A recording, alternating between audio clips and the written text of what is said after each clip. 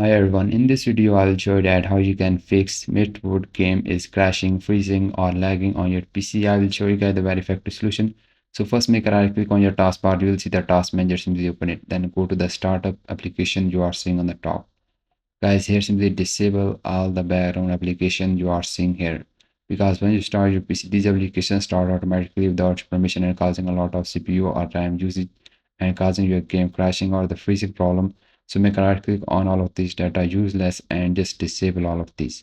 Once you disable all of these, then simply restart the PC, then launch the game, then check.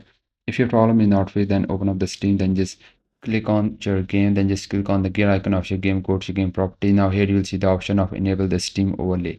Just turn off this option, then launch the game, then check problem is fixed or not. If not, then go to the install file, then click on the verify, integrate your game files. It will take some time, so just wait for it, then simply restart the PC, then launch the game, then check problem is fixed or not.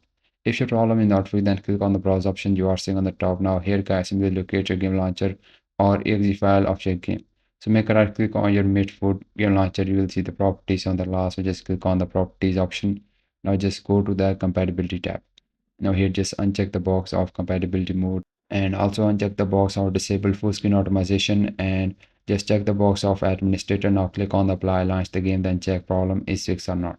If not, then just check the box of disable full screen optimization. Now click on the apply, now launch the game, then check. If your problem is not fixed, then just check the box of compatibility mode and choose here the Windows 8. Now click on the apply, now launch the game, then check problem is fixed or not. Guys, if your problem is still not fixed, so just update your graphic drivers or update your Windows. Once you update your graphic drivers or Windows, then simply restart the PC, then launch the game, then check.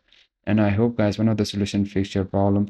And if your problem is fixed after all of this solution, please like this video and bye bye and take care.